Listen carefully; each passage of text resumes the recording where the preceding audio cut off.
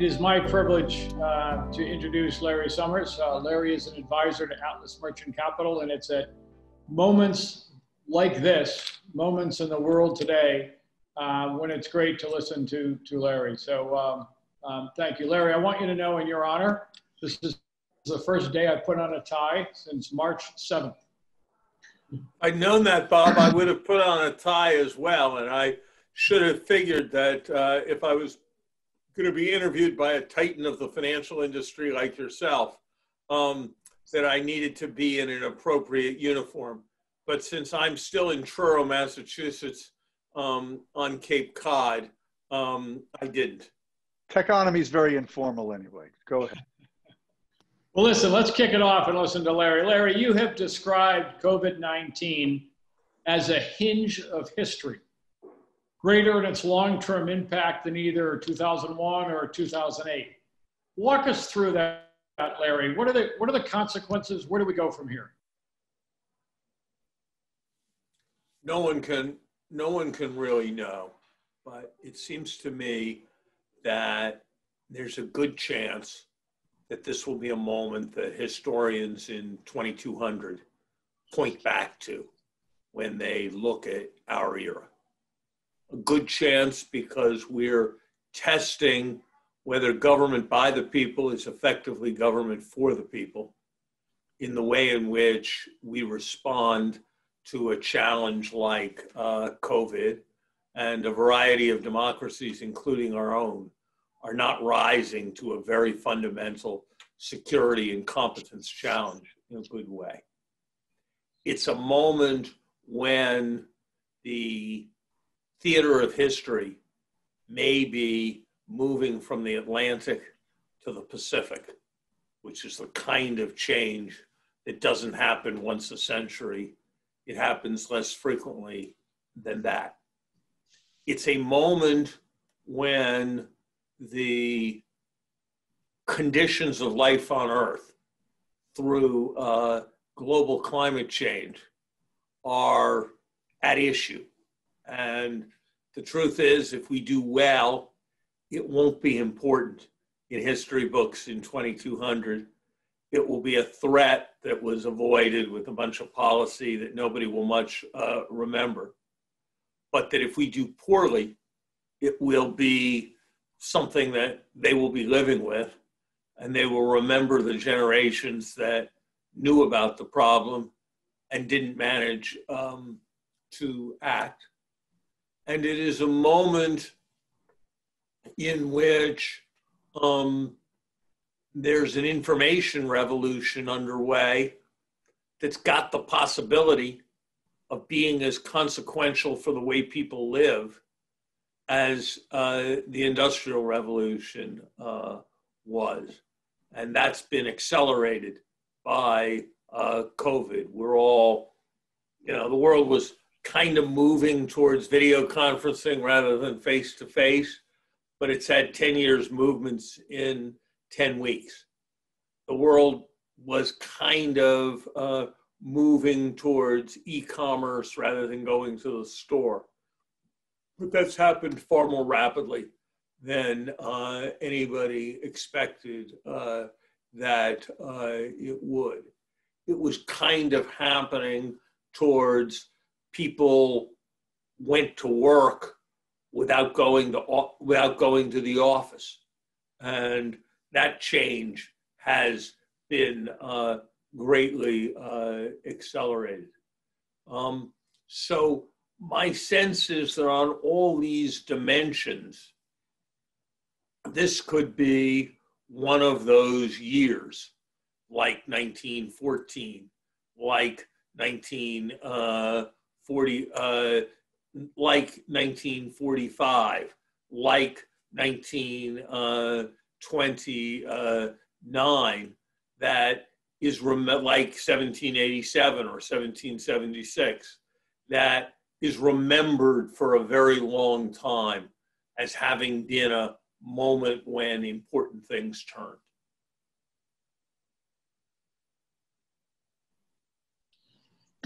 Thank you. One of the things, Larry, that we think a lot about here is the coming election. And frankly, no matter who's elected, it's likely that we're going to have to see tax hikes coming.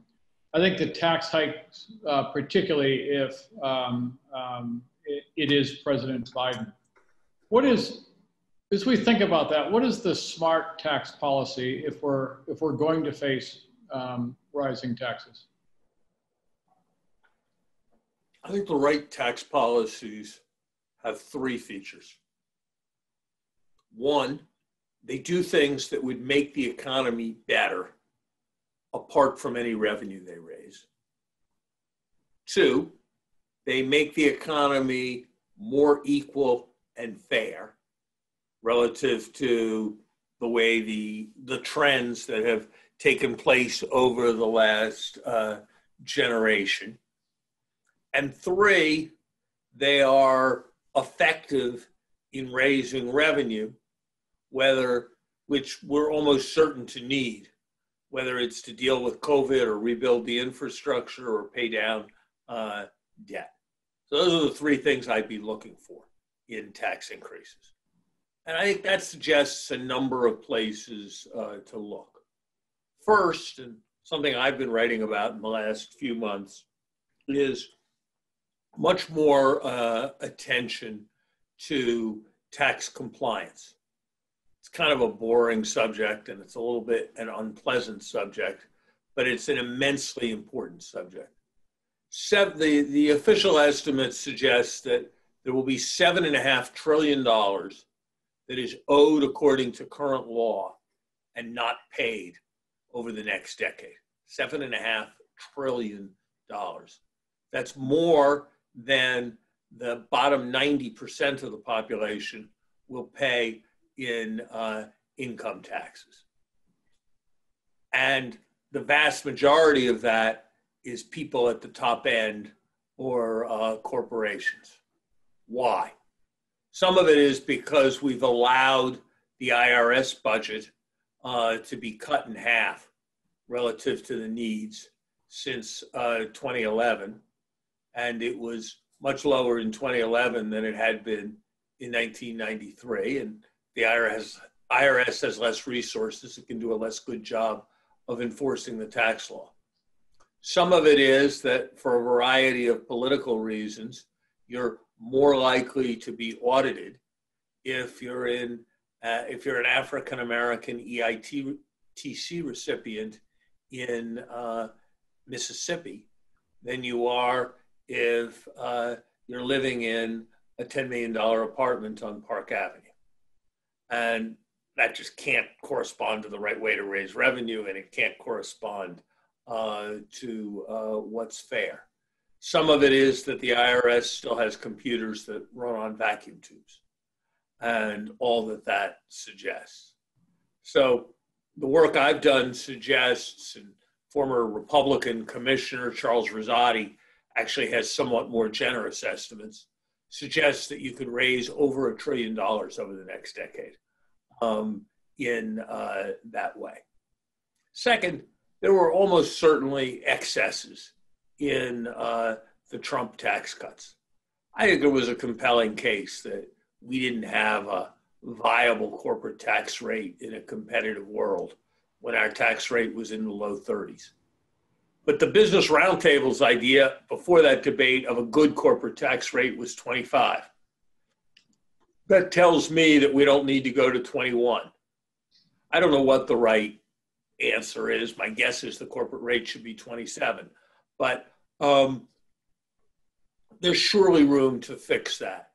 If you look at the so-called pass-through provisions, there was very substantial tax shelter opportunities created for a variety of people in our tax bracket. I think that when we had substantial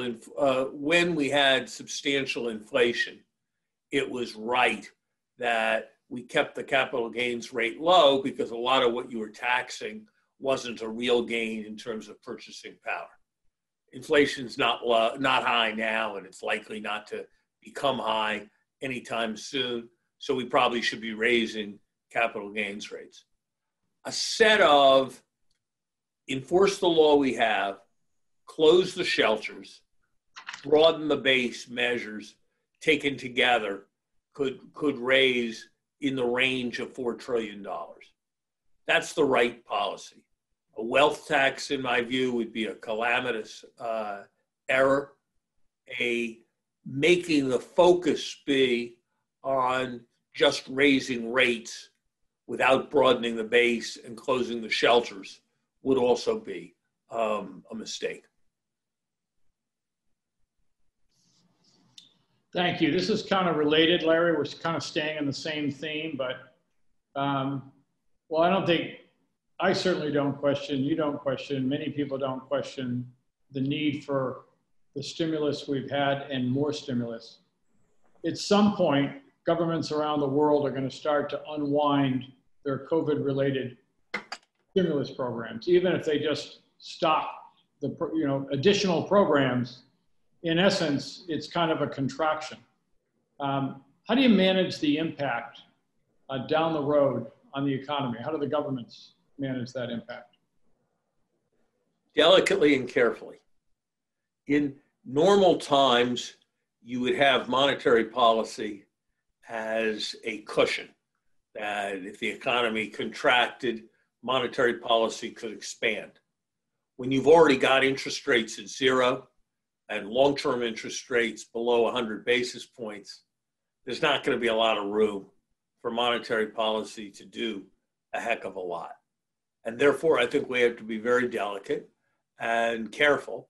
And I think we're going to have to measure the reduction in fiscal policy with the increased consumer spending that will sometime come. Personal savings in the United States usually runs at 7 or 8%. It's run at more like 15% for the last 6 months. That means people are basically sitting with a lot of cash. Sooner or later, they'll want to spend that. They've paid down a lot of debt. And when they spend it, then that will be the stimulus. And we're going to need to figure out how to do a good job of matching the reduction in COVID stimulus with the increased stimulus from the flywheel of consumer spending, putting people back to work, generating more income. But it's going to be a somewhat delicate task. And my own bias would be to being careful about prematurely reducing stimulus. If I look, for example, at the Japanese experience over the last 30 years, since the bubble burst in 1989, there's been a major tendency to declare false dawns and start to focus on raising taxes and all of that, that has prevented the economy from ever really getting out of the stagnation that it was previously encountering and achieving a kind of escape velocity. So my own view would be that we try to balance those two things, but that we act with a focus on maintaining stimulus. Thank you, Larry. Let me change the tact a little bit to a question on trade. Let's use as an assumption that there's a Biden administration coming into the office in January.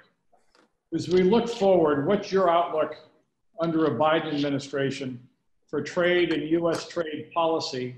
Are we going right back to 2016, or are we going to see like increasing friction such as we've had with China?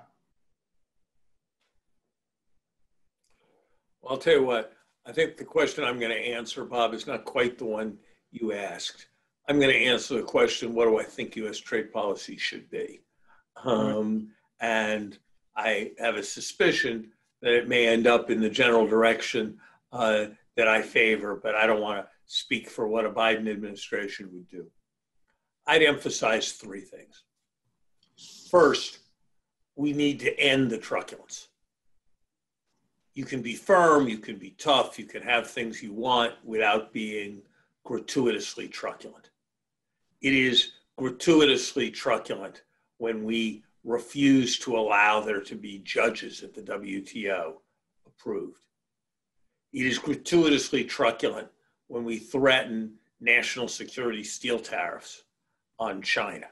Excuse me, on Canada. Canada, not China, Canada. It is gratuitously truculent when we change our minds and impose tariffs on China in unreasonable ways. And when we fail to give China any credit at all for the fact that the central US trade policy demand in 2012 was that China eliminate its 10% of GDP current account surplus, trade surplus, and it eliminated all of it. And we just said, well, we didn't say anything. We didn't even acknowledge that's success. So if we can return to civility in our relations with other countries, that's, I think, the first imperative of trade policy. Second imperative of trade policy is that we focus the international dialogue on issues of more concern to the largest number of Americans. I support Morgan Stanley getting more rights to operate in trade derivatives in more countries. Really, I do.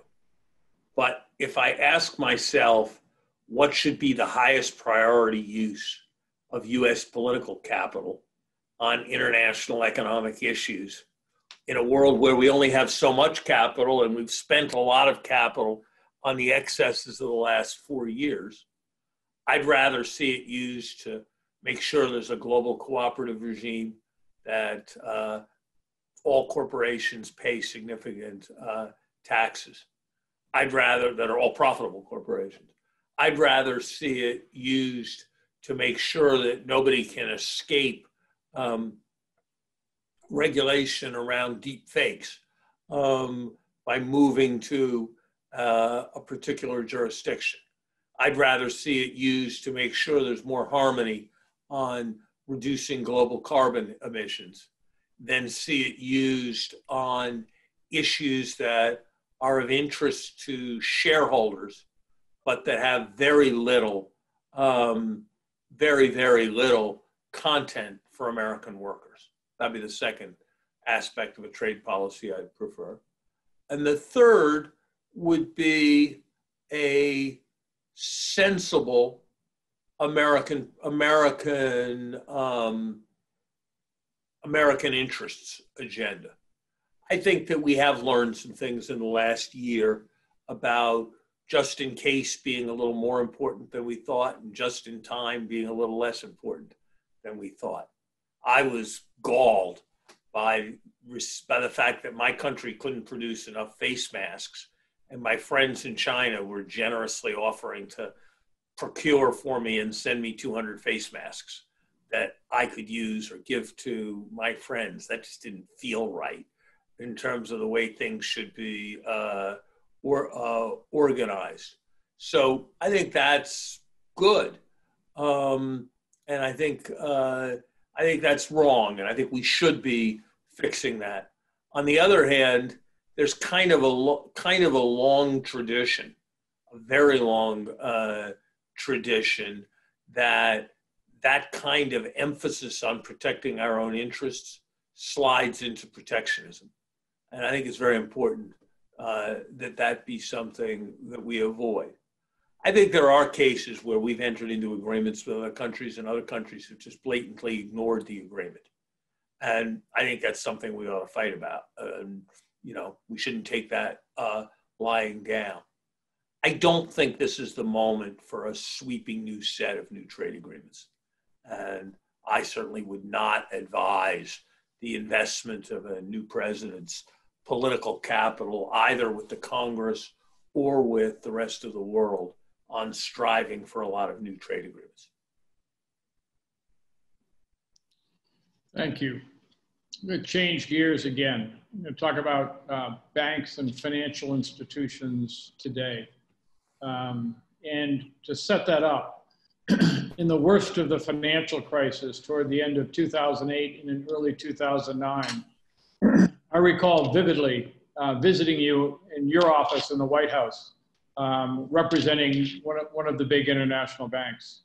And it was in the midst of Dodd-Frank, all the other legislation that was coming. And you kind of looked at me, stared me down, and you said, Bob, here's the question. Can banks be good citizens? Let me flip that to you, 12 years later. Are banks good citizens? This is not a financial crisis. This is a health crisis. How do you believe the banks are behaving, and what are the implications? I missed some part of the question. I missed, my internet connection went bad, so I missed part of the question. Give me the essence of it. The essence is, you asked me in 2008, can banks be good citizens? I'm asking you today, are banks being good citizens? I think banks are being much better than they had been prior to the 2008 crisis.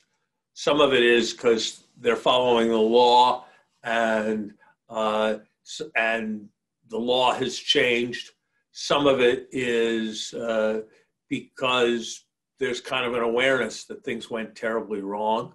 Some of it is because people are increasingly aware that being a better citizen is a way to be more successful as a financial institution. I think that responsible institutions would be hoarding capital at a moment of this much uncertainty. And so I didn't think when people were screaming about the idea of share repurchases being suspended, I didn't much like that and think of that as being such good citizenship on the part of the industry. I think there's been a lot of very valuable attention to lending practices. I think the banks did a good job in stepping up with respect to helping being a conduit for getting the PPP program out, even with all the issues and problems. I think in the fullness of it all, you have to give the banking industry good grades. I think one would have said a decade ago that if you were looking at industries that had what I'll call national citizenship issues, the banking industry was towards the top, and in part because of its improvements, and in part because of some of the depredations in other sectors. You wouldn't think of the banking industry as the place that would cause you the most concern today. So I think it's a much better picture as a general matter than I thought at the time. I don't think we have found quite the right way, and it's not that I know the answer as a society, for dealing with wrongdoing that happens within organizations that is going to happen within any human institution. And on the one hand, I think that the tone that is set from the top can have a lot of influence on a culture and how much wrongdoing there is. On the other hand, it's completely lunatic to treat it as a crime to have an employee who behaves badly. And how that set of stuff is going to be balanced, I think, is a question that we're still working on as a society. And I guess when I hear people on the outside rail against all the crimes that were surely committed in 2008, that doesn't read right to me at all.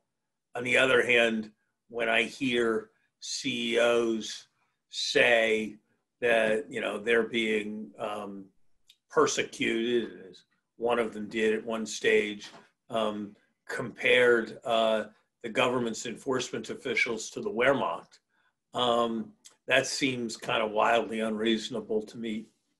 That seems kind of wildly unreasonable to me also. So I think this is an area where we need to find balance. But if I was in government today and you came to see me, I wouldn't ask you that question today in the way that I did then, because of the improvements that I've seen. Good. Listen, Larry, well, we have a bit of time left. Two questions I'm going to try and get in that have come from the audience. The first is kind of a fun question, but it is, since you were Harvard president when Zuckerberg started Facebook, what do you think of the challenges that they have today? Well, first of all, I assure you that as Harvard president, you don't know all the stuff that's going on in the Harvard dormitories. So that is not a story I was following closely at the time, and I was definitely not, in any meaningful sense, present at the creation. Look, it is a phenomenal thing that there is a network of billions of people that of the kind that Facebook represents. It is a phenomenal, fantastic thing. The invention of air travel was too. And when we had the invention of air travel, it wasn't denying that it was a phenomenal thing to say that it raised new issues and raised new risks that required government's regulatory attention. And that's what I think about Facebook. I think overall it's a phenomenally positive thing, but I think there are a variety of aspects with respect to privacy, with respect to market concentration, with respect to the purveying of distorted information and the liability for it. There are a variety of issues of that kind that I think require attention, and just where we should come down on those different balances, I'm not in a position to say. But I guess it seems to me we have difficulty, and maybe it's a mark of our general polarization in society. We have difficulty, Bob, recognizing that this can be overall a fantastic thing, but still it's appropriate to end it, to regulate it, to monitor it, and not to take a laissez-faire approach. Bob, before we finish, can you just say something? I'm interested. I suspect some of our panelists are. I'm lucky enough to be on the board of Square. Square's now worth 15% more than Goldman Sachs. PayPal is worth about 2.5 times what Citigroup is worth. Can you say something, because this is what you spend your time thinking about the whole financial services space, which seems in upheaval. I guess the question I would probably ask you today, in the way that I asked that other question, is can large, multi-purpose, traditional banking organizations survive, or are they going to shrink radically over the next generation under the pressure of markets? I think it's a fascinating question. And, the big issue in 2008 was too big to fail. We'll never allow systemic risk from a bank. And ironically, the banks today are closer to the national governments. As you said, we're seeing it even here in the US, where the national banks are closer to the governments because of the execution of government policy, and for a whole host of reasons. And the size has gotten bigger. On the other hand, they're very, very, very safe relative to the financial crisis. So the larger national banks here, UK, Europe, have become more like utilities, a little bit less mobile, a little bit less agile. And so a business model for us as investors in financial services, we love focus and selectivity, and we love technology-led initiatives. And so I think we're seeing a bit of a barbell of the bigger national banks getting bigger and safer, but not very exciting in terms of new innovation and new businesses, and phenomenal opportunities outside that for more national and more focus and selectivity. No longer it's all about global, and no longer it's all about universal. And I think you had a very good example in Square and many of the other technology initiatives. I'm being told, Larry, that we did a fabulous job. No one actually said that, but I'm ad-libbing a little bit, but they do want to move on. I'm going to say that. Larry Summers, thank you very much. Bob, it's been a privilege to be with you as always. David, thank you very much for the invitation to be here. Thanks all. Thank you, Larry. Thank you, Bob.